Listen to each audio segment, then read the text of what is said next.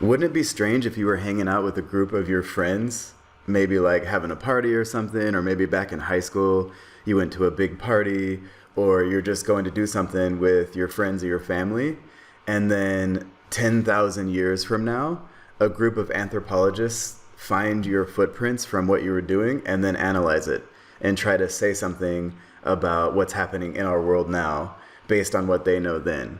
Isn't that interesting to think about? There's an article that I found on Ars Technica recently that talks about how they just found 408 footprints from a long, long time ago near a lake in Africa. And those footprints are probably at least 5,700 years old and might be up to 12,000 years old. And now this article is talking about the conclusions that these scientists came to after studying these footprints about what those people might be doing during that time, who those people were, and their lifestyle, etc. And I think these kind of things are really interesting, but it always makes me think of like the future and people maybe studying us now. Like, I think it would be a completely different thing to find some random village in China right now, let's say, and maybe like Tokyo or New York City, or even my town where I'm from, which is a smaller city called Boise. I think what people find in the future from this exact same time period is completely different depending on where we are in the world and what's happening. And I always think that's so interesting. Like, what if they find like a Kmart? And that's the thing that people in the future, or like an alien anthropologist comes to study Earth or something. What if they find like just a Kmart from like 1997? And it's all like stuff that people actually don't ever buy or even use or even know what it is. What if they just find a bunch of kind of like crap that we don't even use, and then they just assume that our whole culture was based on that during this time period? I always wonder about that. And it makes me wonder, like, maybe we're doing that now. Like, I think it's really hard to study people in general.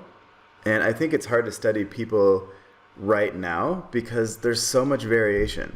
I mean, there's still uncontacted tribes in like Papua New Guinea and the Amazon forest that really don't have a lot of connection to our modern society right now. And then there's small cities like the one that I'm from, and there's New York City, and there's Tokyo, and there's villages and towns. And I think it's right now, let's say that anthropology was only studying contemporary humanity. I still think it would be an impossible task to kind of make a lot of general claims about how the world is right now, because people have such varied experiences all over the world. You know, it's definitely not the same to live in New Zealand as it is to live in Iceland. And so I don't think that we can really make a lot of broad claims about our behavior. And even when we do, it's always laced with a lot of assumptions. And I know that people who are in social science understand this because we talk about it a lot. But it's really important to remember that, because even just looking around the world right now, when you see the world, when I see the world, it's shaped by our worldview. And so that's probably not really accurate. And we probably have a lot of assumptions about groups that are incorrect, including maybe even our own.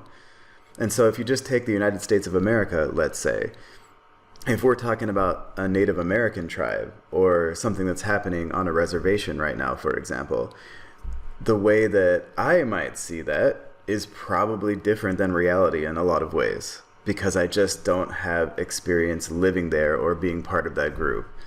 And that's why a lot of social scientists like to actually do an ethnography and spend time with a specific group for a long period of time and try to become as much part of it as possible when they're studying it. But it's still really difficult because ultimately you're still not really part of that group. You kind of came in from outside. And unless you're inside of a group, it's really hard to understand everything that's happening and all of the meanings inside of that group. And even if you're inside that group, let's say that you're from the United States, so you're an American. We all have kind of different angles and experiences based on who we are, who our parents are, where we're born, you know, what kind of socioeconomic status we have, etc. And so even if you're inside of a group, you probably don't understand it completely. And so I think studying human beings is very difficult when you're a human being.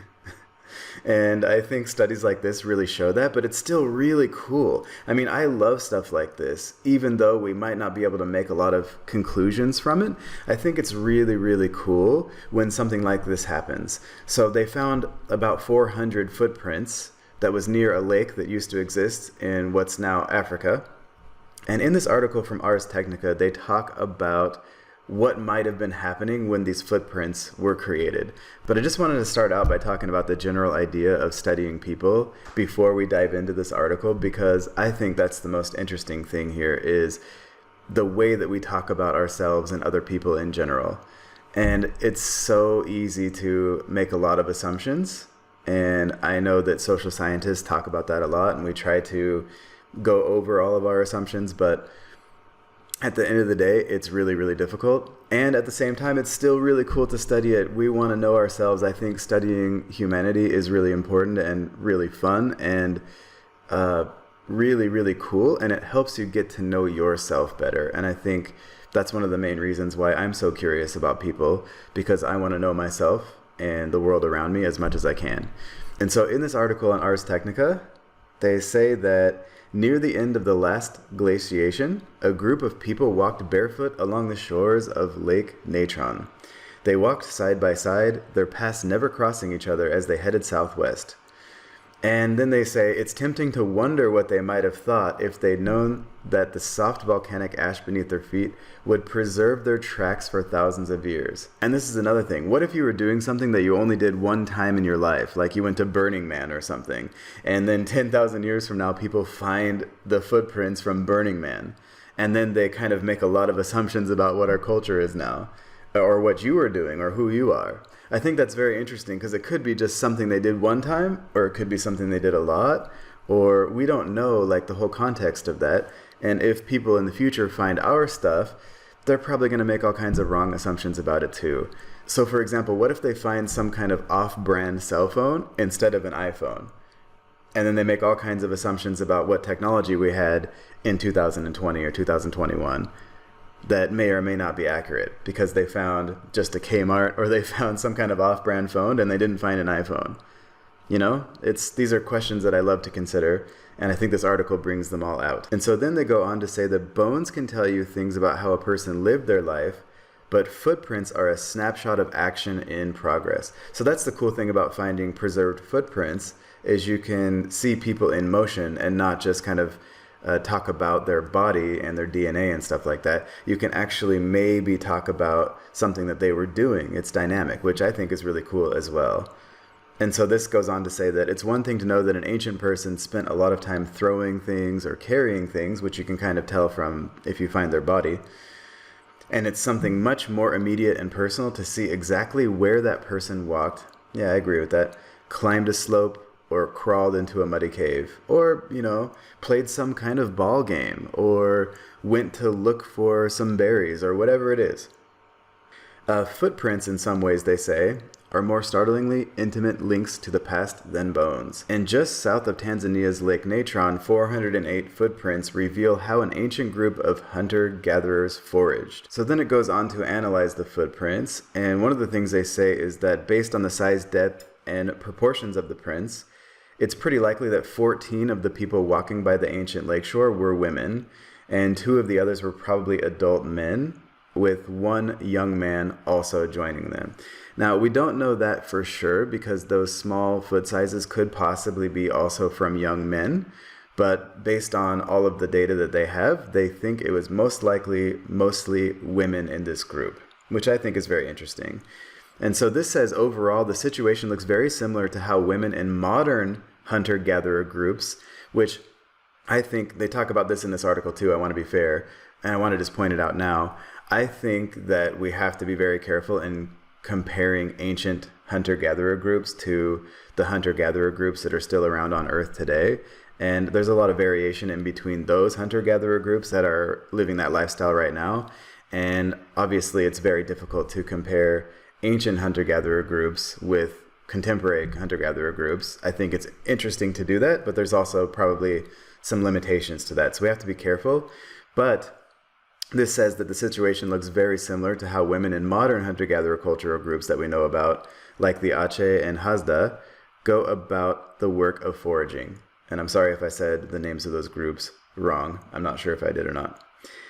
Children stay behind in camp when the women go out to forage, unless they're young enough to need nursing, in which case the mother has to carry a baby all day while hiking and foraging. That sounds like a lot of work. So in modern hunter-gatherer groups, the women tend to set out in a group, and men sometimes walk along to visit or accompany them. So that would make sense in this pattern of footprints, that there was a large group of women with a couple of adult men and maybe one young man with them as well. It also turns out that they have a tendency to walk along lake shores when they're foraging. That's interesting. While local wildlife tends to walk to and from that lake to drink. And that's exactly how the tracks are laid out at this site. There's 24 zebra and buffalo tracks that pass southwest of the group of foragers, crossing the human's path on the way to the lake. So the researchers say that this scenario seems a plausible fit. Other possibilities certainly could exist, however, and archaeologists often look at how people live today to try to make sense of how other people lived in the past, like we just talked about. And in this case, the comparison seems to line up pretty well. But like I just talked about, it's important to remember that modern hunter-gatherer groups are not unchanging relics of the past.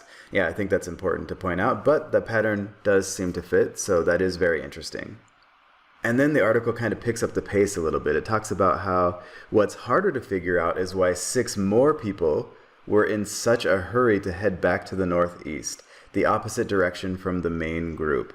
So one woman was running based on the length of her strides, while another woman and a man seemed to have been walking quickly away. And then another man and 2 women walked northeast at a little more leisurely pace. So at least one person was running, and maybe she was playing a game. Or maybe this was 2 groups that saw each other and one of them ran away. Or maybe she saw some kind of predator. Or maybe she forgot to lock the door of her dwelling.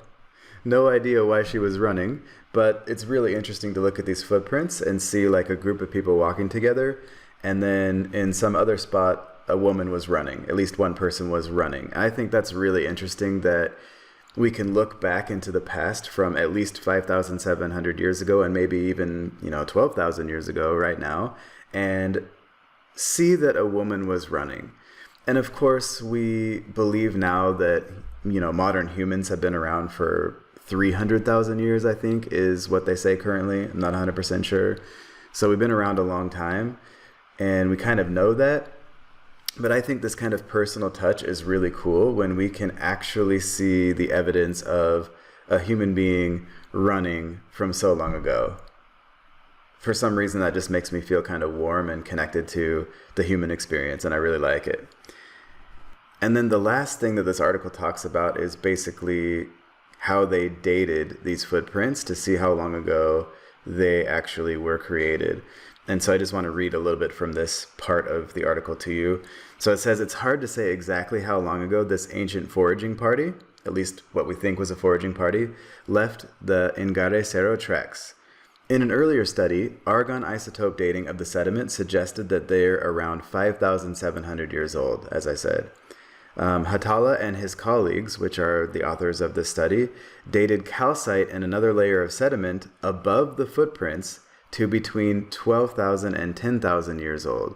So if they're correct, then the tracks can't be any younger than that, and they could be as old as 19,000 years. Oh wow, so it could be even older than I thought. So these footprints could be 5,700 years old or so, or they could be even up to 19,000 years old. And no matter what, that's still amazing. I think it's really cool when we find a connection to our humanity from so far in the past. At least on a human time scale. It's not really that far in the past on a universal time scale, but you know what I mean. So then the article goes on to say that that's probably a question that's going to take more dating and more data to resolve. So we're not sure how long ago these were created yet, for sure. And apparently there are more tracks waiting there at that same site. It says that along the northern boundary of the excavation, several trackways lead directly beneath unexcavated sediments, wrote Hatala and his colleagues. But they won't be unearthed until a long-term site conservation plan is implemented.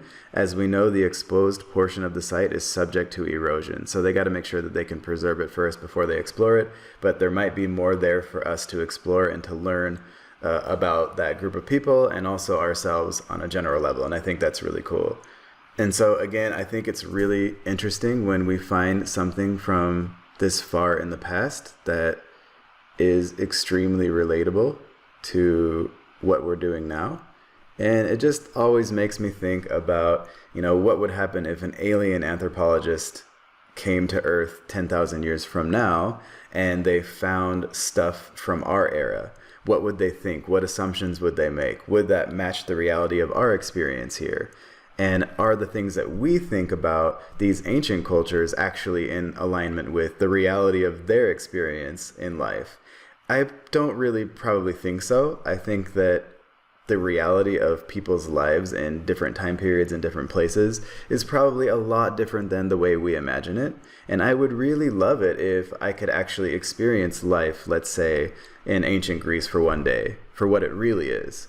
You know, kind of the average person or a wealthy person or a person in the lower end of the socioeconomic scale, and kind of see the real life from different people's perspectives. I'd really love it if we could see that. But again, it's even difficult to do that right now in our modern society. And so I think studying people is both important and extremely difficult because we're people and we all have our biases and assumptions about the world. And it's difficult to see through that, even with the rigors of science and peer review and checking our assumptions. I still think it's difficult and also worthy at the same time. So let's keep trying to figure stuff out, and I'll see you in the next video.